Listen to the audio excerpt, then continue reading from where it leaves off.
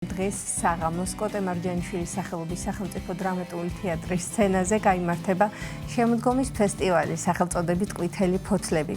თემაზე სასაუბროდ შემოგვიერთდა ფესტივალის ორგანიზატორი ქალბატონი ნინო დარახოველიძე. დილობშიდობის მადლობას მოგახსენებთ მობრძანებისთვის. მაყურებელს რომ ვუთხრათ ფესტივალის შესახებ უკვე მესამეც იმართება ეს ფესტივალი და რა თქმა უნდა უფრო მეტს და დეტალებს თქვენგან შევიტყობთ. როგორი არის სამზადისი და რა თქმა უნდა აუცილებლად თქვათ იმ შესახებ ინტერესი რამდენად გაიზარდა ამ ფესტივალის მიმართვინაიდან უკვე მესამეც ტარდება. კი ბატონო, მოგახსენებთ, მადლობას გიხდით მოწვევისთვის, დაინტერესებისთვის. როგორც უკვე აღნიშნეთ, უკვე მესამედ ტარდება ეს ფესტივალი. ვფიქრობ, გაიზარდა ძალიან მოთხოვნა შესაბამისად ვატარებთ წელს კოტე მარჯანიშვილის სახელობის დრამატულ თეატრში და მინდა ვისარგებლო შემთხვევით და თეატრის ადმინისტრაციას გადაუხადო უდიდესი მადლობა ხელშეწყობისთვის, აგრეთვე თბილისის მერიის კულტურის სამსახურს თანადაფინანსებისთვის. მზადება უკვე თითქმის დასრულდა, დღეს უკვე შედეგებს ვაჩვენებთ მაყურებელს წარმოუდგენთ საღამოს 8 საათზე. მოლოდინი გვაქვს რომ ყველაფერი ჩაივლის ძალიან კარგად მაღალ დონეზე, ისე როგორც მარჯანიშვილის თეატრს ეკადრება. ეს არის ერთგვარი გამოცდილება ჩვენი მონაწილეებისთვის, რადგან ძირითადად ბავშვები და მოზარდები მონაწილეობენ ამ ღონისძიებაში. მოგახსენებთ, რომ არიან რეგიონიდან, კახეთიდან ორ ანსამბლს ველოდებით, ანსამბლ ცხრაკარას და ანსამბლ აშარს. რუსთავიდან მონაწილეობს ქორეოგრაფიული ანსამბლი მარაბდა, ხოლო თბილისიდან მონაწილეობენ ანსამბლები გორდა და იბერია. აგრეთვე მონაწილეობენ პოეტები ნინო მოდრეკილაძე, აკაკი გაბრიჭიძე, ნატალია ბეიტრიშვილი და გიორგი ბალახაშვილი. ისინი ხშირად თანამშრომლობენ ხოლმე ჩვენთან, თუმცა ორი მათგანი პირველად იღებს მონაწილეობას, ასევე ეს ანსამბლებიც პირველად იღებენ მონაწილეობას ფესტივალში ყვითელი ფოთლები და ველოდებით, რომ ყველაფერი ჩაივლის ძალიან კარგად. რაც შეეხება თავად ამ ფესტივალის დანიშნულებას, მოდით ამის შესახებ ვისაუბროთ, რა არის მისი მთავარი მიზანი? თვითონ თავად ეს სახელწოდება შთამაგონა გია ყანჩელის კომპოზიცია ყვითელი ფოთლები და რაღაცნაირად ვცდილობთ ხოლმე შემოდგომის მიწურულს ანსამბლები, ხელოვანი ხალხი გავაერთიანოთ, არა მხოლოდ ქორეოგრაფიული და სასიმღერო მიმართულების, არამედ მხატვრები, პოეტები, ყველას ერთად მოუყაროთ თავი და ჩვენი შემოქმედება ვაჩვენოთ ჩვენს გულშემატკივრებს. აქვე მინდა დავამატო, რომ მომღერალი მარიამ ბიგვავა იღებს მონაწილეობას დღეს.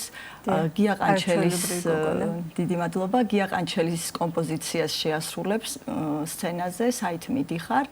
და მარიამს მინდა უსრულო წარმატება, რადგან არაერთი კონკურსის მონაწილეა, ახლა იღებს ერთ-ერთ მეგა შოუში მონაწილეობას კონკურსანტის სახით. წარმატებები რა თქმა უნდა, მარიამ. დიდი მადლობა და მოკლედ აი ესეთი დატვირთული პროგრამა გვაქვს.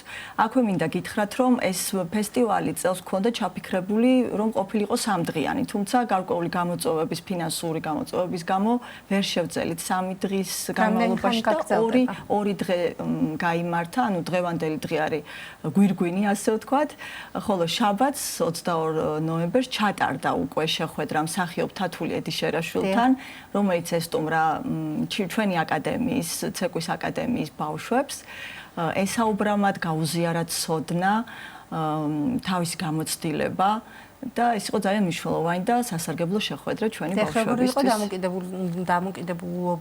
დამოკიდებულება, ასევე ჩართულობა, ვთქვათ, ბავშვების მხრიდან, მათი ინტერესი როგორი იყო და რა იყო სიურპრიზი. შოქში იყვნენ ქალბატონი თათული რომ დაინახეს, ძალიან გაუხარდათ, იმიტომ რომ მათი საყვარელი მსახიობია და ძალიან ბევრი შეკითხვები იყო, ესეთი ინტერაქციული შეხვედრა გამოგვივიდა, იყო ჩართულობა რა თქმა უნდა და ვიმედოვნებთ, რომ ესეთი შეხვედრები, მასტერკლასები, სემინარები კვლავ გაგრძელდება. ჩვენი მიზანიც ეს არის, მულტიფუნქციური ახალგაზრდული ცენტრი ლემადეს დაფუძნების იდეა ზუსტად ეს იყო, რომ მე გამომდინარე იქიდან რომ ვარ ქორეოგრაფი, მაქვს აქვს მეორე ორგანიზაციაც, ეროვნული ცეკვების ფედერაცია, რომელიც ძირითადად მიმართულია უფრო ქორეოგრაფიული კუთხით, დიახ. მაგრამ ძალიან დიდი სურვილი მქონდა, რომ ქონოდა ისეთი ორგანიზაცია, რომელიც გააერთიანებდა ლიტერატურის მოყვარულებს, მხატვრებს, უფრო გაუფართოვებულიყავით და ჩვენი ბავშვები, ჩემი სტუდენტები უფრო მეტად გათვითცნობიერებდნენ არა მხოლოდ ქორეოგრაფიული მიმართულებით, არამედ სხვა საკითხებშიც. დამსწრე საზოგადოების ინტერესი რამდენად დიდია? ფაქტობრივად სავსე არის დღეს მარჯანიშვილის თეატრი. სრულიად უცნობი ადამიანები გვიკავშირდებოდნენ, გთხოვდნენ დასწრებას, რა თქმა უნდა, ჩვენი კარი ყველასთვის ღიაა და ველოდებით ანშლაგს დღეს. როგორ ხდება ჩართვა ამ ფესტივალში იგივე სხვადასხვა ხელოვნების წარმომადგენლები, მხატვრები იქნებიან ეს თუ პოეტები და სხვადასხვა ანსამბლები? ვუკავშირდებით ხოლმე ხან ჩვენ, არის შემთხვევები, როცა თვითონ გვპოულობენ. როდესაც ვაანონსებთ ფესტივალს და ყოველთვის ვცდილობთ ხოლმე რომ სხვადასხვა ხალხს მივაღებინოთ მონაწილეობა, რომ მოვიცვათ მთელი საქართველო.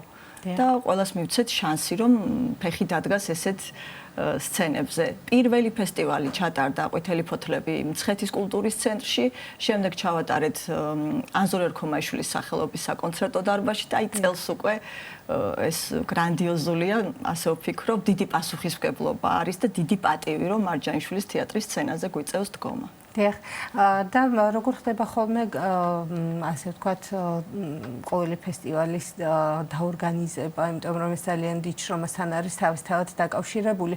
შეიძლება თუ არა ითქვას ის, რომ შეზღუდული არის რაოდენობა მონაწილეების, იმიტომ რომ სურვილი შეიძლება ბევრი იყოს, მაგრამ გარკვეული ფორმატი აქვს ამ ფესტივალს თავისთავად და რა კრიტერიუმების მიხედვით ხდება მონაწილეობის მიღება და შერჩევა? გარკვეული გამოცდილება უკვე უნდა ჰქონდეთ ანსამბლებს.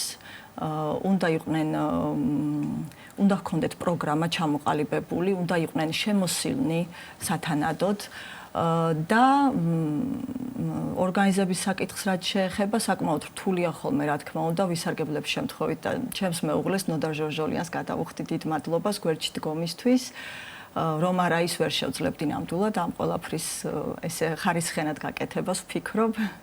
ასე რომ არის ხოლმე ნერვიულობა, მაგრამ მთლიანობაში მე ბოლოს ყველაფერი კარგად გამოდის. დიახ, რაც შეეხება არის თუ არა დაჯილდოება ამ ფესტივალზე ვთქვათ და როგორ ხდება ეს ყველაფერი, ნომინაციები არის, აი რა სახით ტარდება ხოლმე ეს ფესტივალი? ნომინაციებს სიმართლე გითხრათ ვერიდებით, ამ ფესტივალს არ აქვს კონკურსის სახე, აი სუფთა მეგობრული ფესტივალი არის, ერთმანეთს ვუზიარებთ ჩვენ შემოქმედებას.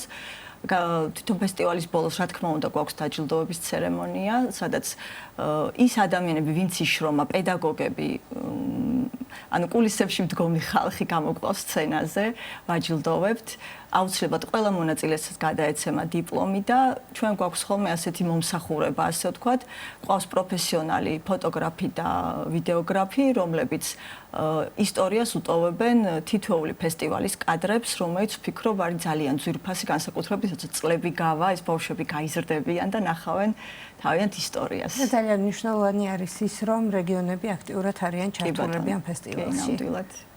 და რაც შეეხება ასაკობრივ ჯგუფებს, ხომ არ აქვს მნიშვნელობა, ვთქვათ, იგივე ანსამბლის მონაწილეები, რა ასაკისანი უნდა იყვნენ, ეს შერეული ანსამბლები არის თუ ცალ-ცალკე ვთქვათ, გოგონების ცალკე, ბიჭების ცალკე, თუ არ აქვს ამას მნიშვნელობა და ნებისმიერ არა, ამ ფესტივალზე არ აქვს მნიშვნელობა, არის შერეული ასაკი, ბავშვები, მოზარდები, სტუდენტები, სხვათა შორის და პოეტების ზრდასრული ხალხი ყავს ესეთი.